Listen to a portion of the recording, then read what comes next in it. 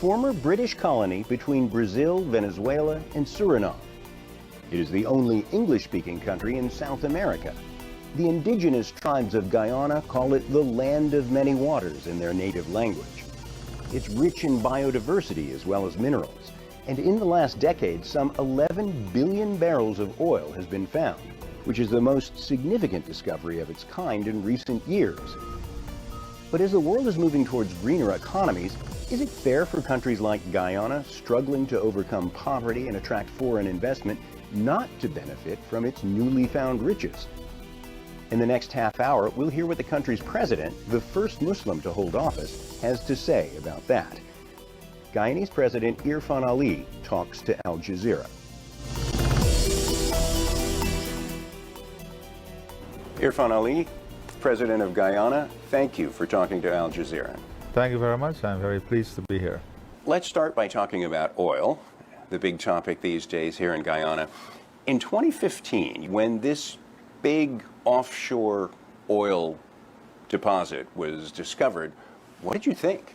We always knew the potential for hydrocarbon was there, but it came with great enthusiasm for us as a country because we are all aware of the potential of hydrocarbon in helping to transform economies and helping to put in key investment that can make your economy sustainable and so on.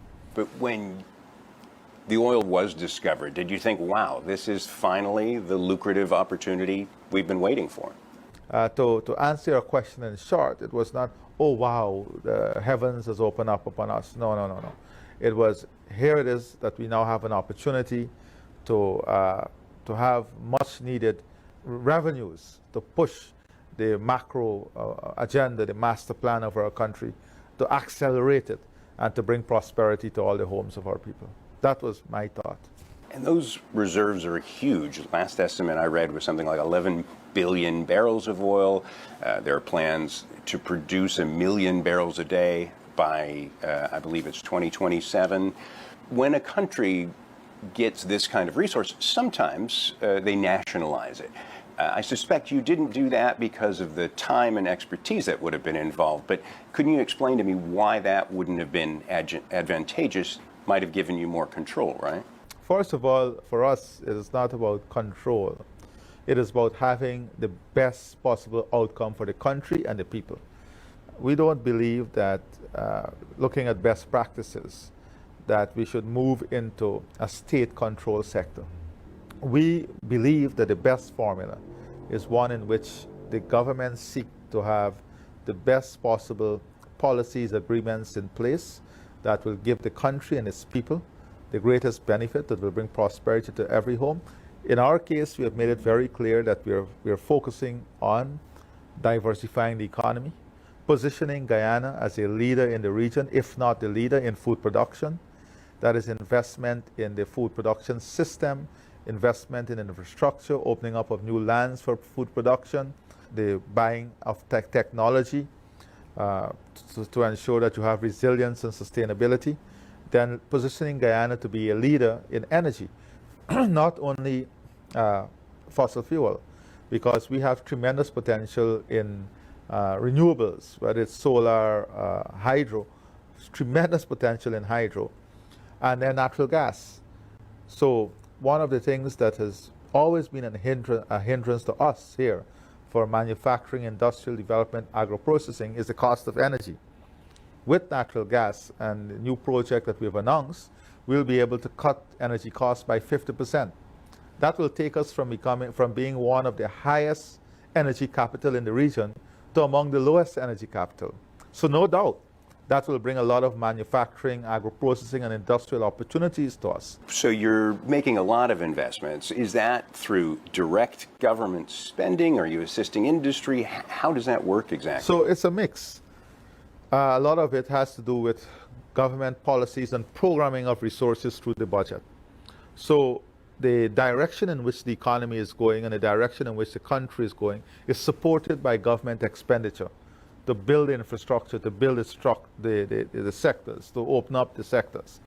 For example, Opening up new lands for agriculture requires roads, requires drainage irrigation system. Helping the loggers and the miners requires a lot of investment in hinterland roads. Helping the housing drive that we have, building 25,000 new homes, 50,000 new houses requires tremendous investment from the government. Building out the healthcare system. But we are also seeing a lot of private investment that is coming in all these sectors. And that is because people are seeing the direction in which the country is going, the vision where we are positioning Guyana. So we have investment in healthcare, investment in housing, private investment in education, educational services. The carbon is traded on international markets. So we have a mixture of government and private sector investment that is pushing this growth and development I'm speaking about. All of that is funded with the oil money, which is boosting the economy. I believe the gross domestic product is supposed to go up something like 50% this year, which brings us back to that deal with the Exxon consortium. As I understand it, the nation and the companies split the revenues, but they take their expenses out first. So that delays some of the payback for the country, I guess. Is that a good deal? We have addressed this many times. But let me just correct the statement you made. All of it is not funded by oil revenue. And we'll come back to that because the oil revenue goes through based on accountability measures we put in place. It goes through a budgetary process.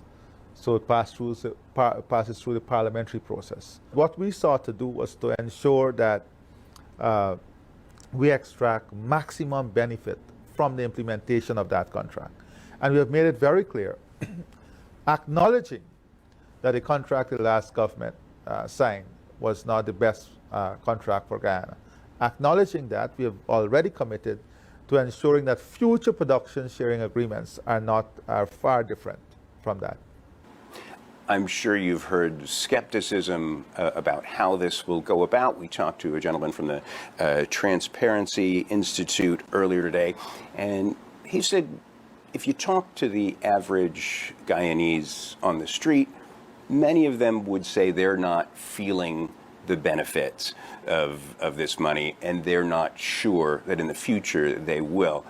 How do you respond to that? Well, I don't know. Some people are self-appointed professors. I don't know what survey he did, but let me ask you, let me put this back to you now. When you're able to give your citizens the best possible health care, when you're able to announce measures that is giving every single citizen who require dialysis a check every year to help them with that dialysis, when you're able to give every school child a transportation grant to help them to go to school, when you're able to give them a uniform grant, when you're able to increase old age pension, when you're able to ensure that the primary health care is working as its best for the people, when you're able to build roads all across the country to reduce the cost of transportation, farm to market access road that reduce the cost of production, make the farmers more competitive, when you're able to expand and opening up tens of thousands of new acreage of land for agriculture, when you're able to deliver 50,000 house lots to people, when you're able to deliver a children and maternity hospital that is world class to reduce maternal death, when you're able to invest in cancer treatment, when you're able to invest in free education, 20,000 scholarship, when you're able to have a program that will see 150,000 Guyanese trained as coders, when I'm able to get Al Jazeera to come to Guyana because of oil, but I can use this opportunity to showcase the rest of Guyana, isn't there benefit that is coming to the people? And I guess the same gentleman have children who's benefiting, and he himself is benefiting. And you know, the sad thing is many of the mainstream media, you go to the US, you go to many countries that were built on oil and gas, built on fossil fuel. You wouldn't ask, have the ordinary people felt the effect of fossil fuel, revenues from fossil fuel? But in small developing states, especially countries that are termed third world, We believe that sometimes, oh, they don't know how to use their revenue. They don't know how to use their resource. They need always a guiding light to guide them on how to use their resource. We have a very clear plan. We have a very definitive plan. And that plan includes all of humanity. Let me be very clear. I've made it clear. The prosperity of Guyana must lead to the prosperity of the region, the CARICOM region, and the region around us.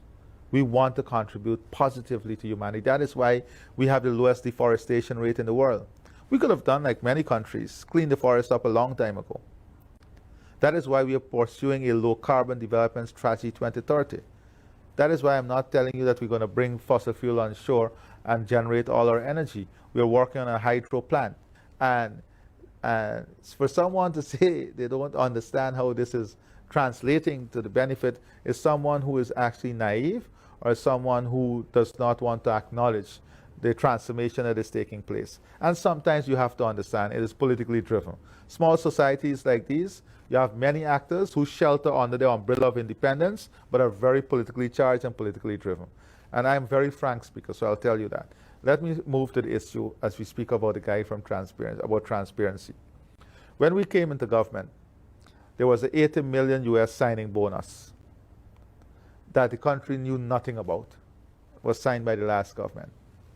So we understand immediately that we needed to take measures so that never occur again. So we said we're going to create tremendous distance between the government and the management of the revenue. We set up the Natural Resource Fund with the new laws governing the Natural Resource Fund. What does the fund do? First of all, the fund removes the responsibility from the minister. A board has been established, an independent board to manage the fund. All the revenue that comes in to the country must be paid into that fund. There is no way you can send it to any other fund. As soon as that money is paid into the fund, there must be a public declaration, not only on a website, but gazetted. If the minister failed to declare that, within 30 days, there's a mandatory jail term of 10 years. That is what we put in place, a mandatory jail term of 10 years. Outside of that, outside of the fund, the distance from the minister, the mandatory jail terms, the declaration of the fund, how is revenue extracted from the fund? Every cent that comes out of the fund that is spent in the country must clear parliamentary approval. There must be prior parliamentary approval. So the opposition, the country, the legislature, the separate arm of government is now involved in approving that fund. It's not the state. It's not the state. So you've got safeguards in place. Tremendous safeguard. Then there is an investment committee that is separate and independent. There is a steering committee that is established as separate and independent.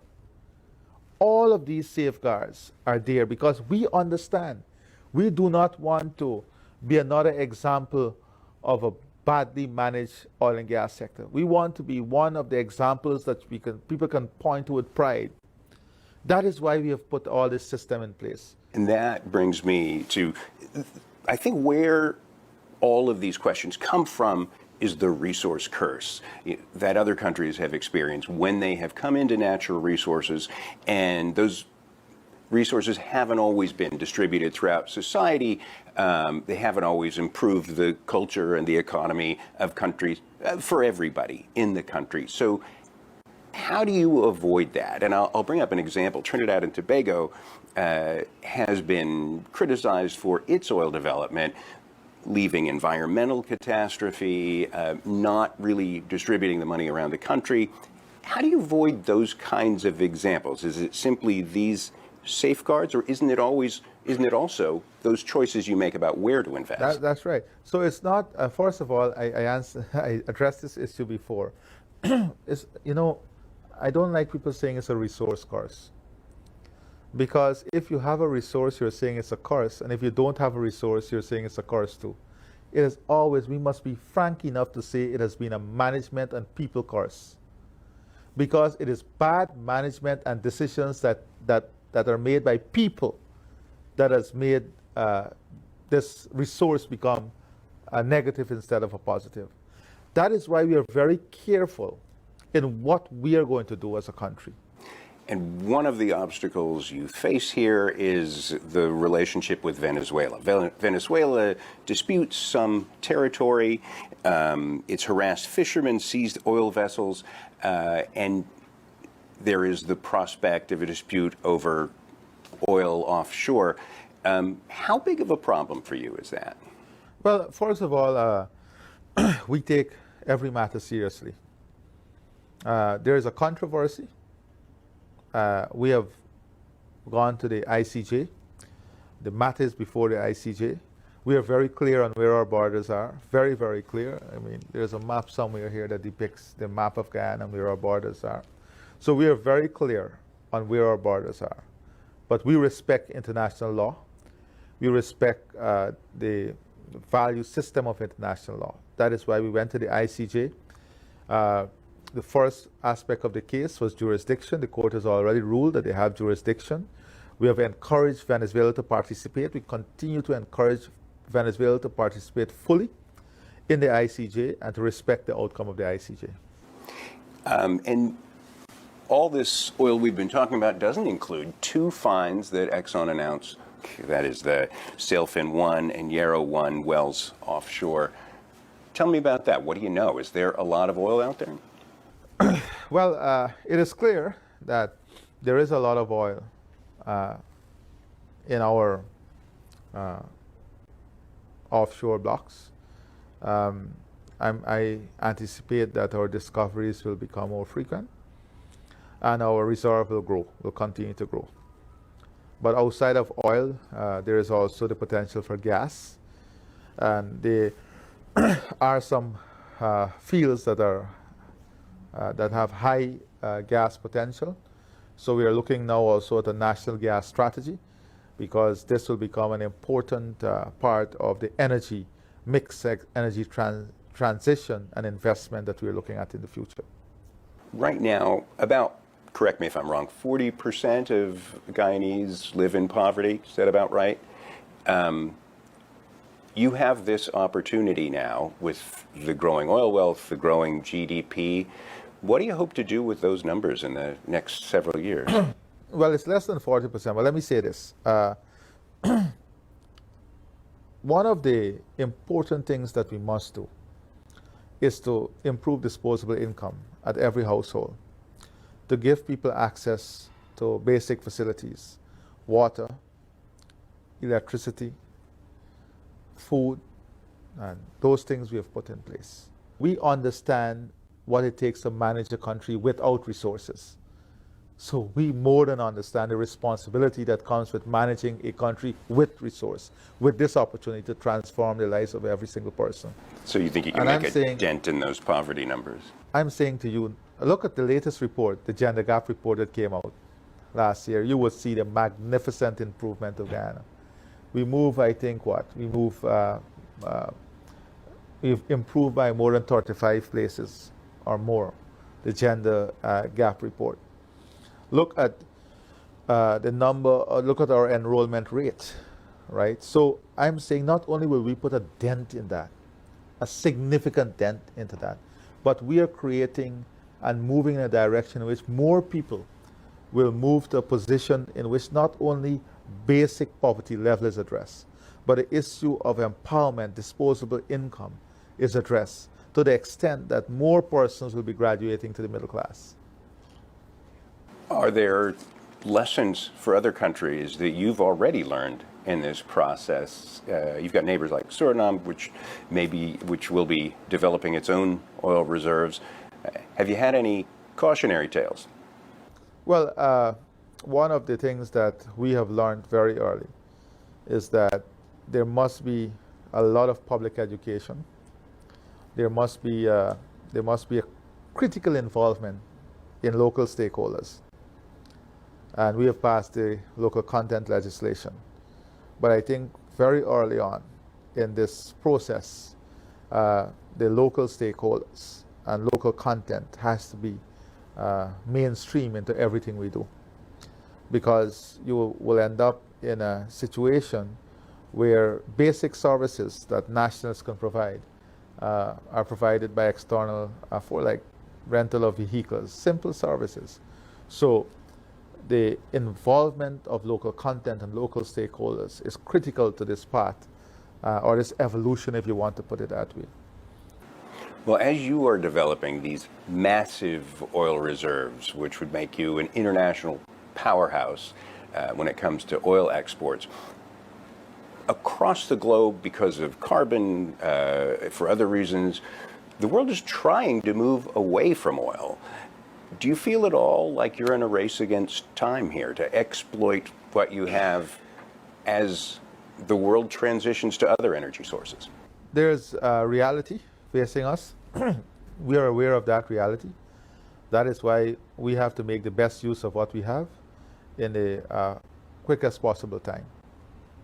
I have already explained to you that the cost of capital is going up, the access to capital is going up for fossil fuel related industries. You have to do it in a responsible way, in a sustainable way, but you cannot allow this great natural asset not to be deployed for the improvement of your country, the region, and the people of your country. So we understand that, yes, it's a race against time. It must be done responsibly, though, in a sustainable way. But we intend to accelerate the production. I've said this before, we intend to accelerate the production, but at the same time, keeping it safe and ensuring that our macro perspective in terms of the environment, climate change, the forests, the different sectors I spoke to you about, that those also grow and improve at the same pace at which we want the oil and gas sector to grow at. Speaking of those forests, this country is made up of about 3/4 rainforest. I mean, 75% of the country. You talked a little about the carbon credits. A lot more than 75%. A lot more? A lot more than 75%. Okay. Well, then a massive proportion of this country is covered in rainforest, which, as you say, helps the world get carbon out of the air. What efforts are you making to preserve those rainforests? Well, first of all, the fact that the forest is standing there, look around us and you will see that it did not need to be standing there. We could have exploited this a long time ago and bring in lots of revenue for our country. It is still standing there. So I can tell you that the effort that we have put into ensuring that it's still standing there, not only standing, but with the lowest deforestation rate. We are even extracting less than what we are permitted to do. A forest that is monitored by international standard, we voluntarily allow that. A forest that stores 19.5 gigatons of carbon. The question is not what we are doing, what has the world done to help us to keep it? What has the world done to give us the incentive that we so richly deserve for keeping it? What has the world done to acknowledge the fact that we have kept it? So other countries need to do more. Of course, especially those who try to set the standard. Because what is the price for carbon credit today as against what it should be? What is the cost for climate mitigation and adaptation as against what is being given as grants and loans? Great disparity, but that conversation escapes us. Because many of the players who have already developed from fossil fuel are now, keeping this discussion only on fossil fuel. But what about this country that has kept our forests alive? So we're not waiting on anyone. We are working now in the carbon market, the voluntary carbon market. We hopefully very soon our forests will be R certified, one of the only forests maybe, and to see how we can ensure that the standing forests also earn, because at the end of the day, we have people to take care of. We have a country and a region to take care of. And whilst we understand, acknowledges, and continue to do our part on climate change, keeping the lungs of the world going, we must also understand that we have to earn. We have to earn, and our people must live also. And that is why we are deploying this asset on the carbon credit market, which I'm sure will bring tremendous added revenue to our country. And not only revenue, But in the low carbon development strategy, we have earmarked specific percentage that must be go from revenues earned under the LCDS that must go to the upliftment of hinterland community or indigenous people. That is how we respect their rights. That there is a percentage that goes to the development of indigenous communities and people across our country. Irfaan Ali, President of Guyana, thank you for talking to Al Jazeera. Thank you very much. It was a pleasure, and please feel free at any time.